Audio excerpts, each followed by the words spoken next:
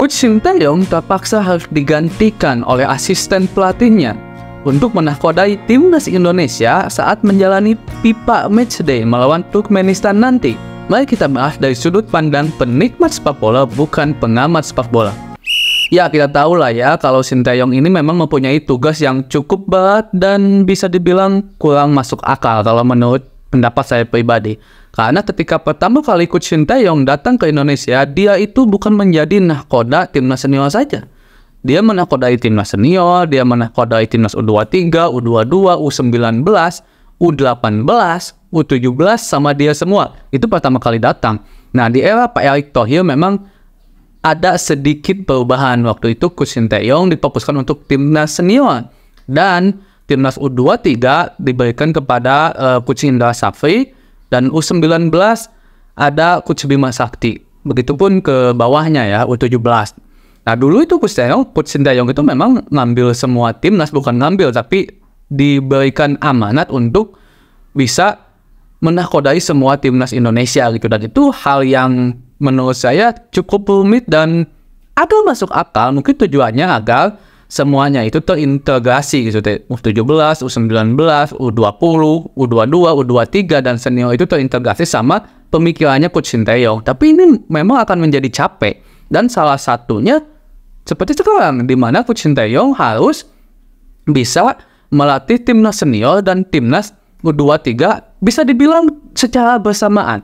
Nah, makanya saya kurang setuju waktu itu kalau soalnya timnas Indonesia ini harus dinahkodai oleh Coach Shin Tae-yong dari semua kategori umum. Kalau menurut saya memang udah fokusin aja Coach Shin Tae-yong itu ada di timnas senior, misalkan U23 tunjuk lagi pelatih, U19 tunjuk pelatih, U17 juga tunjuk pelatih lain. Kita tahu bahwa mungkin waktu itu pelatih pengennya, atau bukan pelatih maaf, PSSI pengennya dengan menunjuk Shin Tae-yong itu biar, kata saya tadi, terintegrasi semua. Jadi apa yang diinginkan di U17 sama senior itu sama. Mungkin pengennya seperti itu, tapi akhirnya kayak gini kan. Coach Shin Tae-yong memutuskan untuk menunjuk asisten pelatihnya. Saya catat ya, karena namanya biasa orang Korea kurang awam gitu. Choi In-keol, kalau saya nggak salah ya dalam penyebutan namanya. Choi In-keol ini asisten pelatih Coach Shin Tae-yong, dan dia ditunjuk oleh Coach Shin Tae-yong untuk memimpin timnas senior saat menjalani FIFA Matchday bertemu dengan Turkmenistan, karena Coach Shin Tae-yong harus fokus ke timnas U23 yang dipersiapkan untuk lolos, dan mudah-mudahan bisa lolos ya ke Piala Asia U23 nanti. Kalau saya nggak salah di mana ya, di Qatar kalau saya nggak salah, atau sama di Kuwait gitu. Pokoknya di Timur Tengah. Nah, ini kan hal yang apa ya, menunjukkan bahwa Shin Tae-yong kesulitan kalau harus megang banyak tim gitu. Khususnya di sini timnas Indonesia ini kesulitan banget. Nah, kenapa PSSI kita nggak gini aja, mungkin bersama direkteknya ya, direktur tekniknya dan staf-staf yang memang mempunyai kompeten di situ untuk sepak bola. Kita punya Coach Shin Tae-yong nih dengan pelatih kepala timnas senior. Misalkan Coach Shin Tae-yong ini pengennya sepak bola itu ABCDFGH. Misalkan contohnya saya suka pemain yang bertarung, misalkan bekerja keras, misalkan dan muda-muda, dan itu idealisme atau filosofi sepak bola Shin Tae-yong itu diberikan, ditularkan kepada para penggawa atau nahkoda untuk timnas Indonesia di kategori umur, di U23, di U22, U20, 19 dan 17. Pengennya kayak gini nih. Misalkan Coach Indra Safri ditunjuk di U23, Coach Bima Sakti di U17 misalkan. Pengennya kayak gini.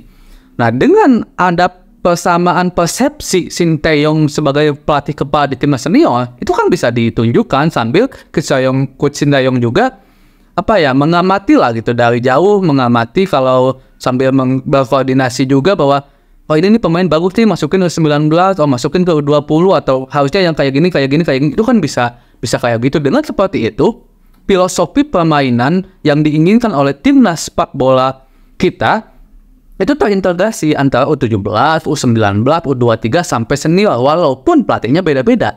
Karena saya sempat singgung dari dulu kalau ini adalah sesuatu hal yang menurut saya kurang baik kalau Coach Shin Tae-yong harus menjadi nahkoda bagi banyak tim. Nah, kesulitannya kayak gini, jika seandainya ada turnamen yang bentrokan dengan waktu yang relatif berdekatan, akhirnya ya seperti ini gitu. Makanya waktu itu ketika PSSI merombak, yaitu dengan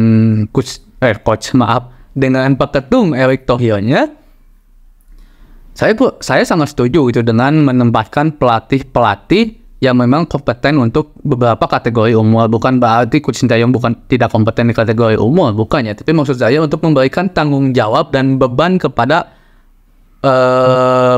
pelatih-pelatih yang ditunjuk gitu. Jadi nggak semua timnas dibebankan kepada Coach Sinteyong gitu. Dan akhirnya sekarang resmi kalau Coach Sinteyong sekali lagi menunjuk asistennya untuk menjadi nahkoda timnas senior saat melawan Turkmenistan. Menurut kalian nih, timnas Indonesia di bawah asuhan sementara, racikan sementara asistennya itu saat bertemu dengan Turkmenistan akan memperlihatkan permainan yang bagus enggak?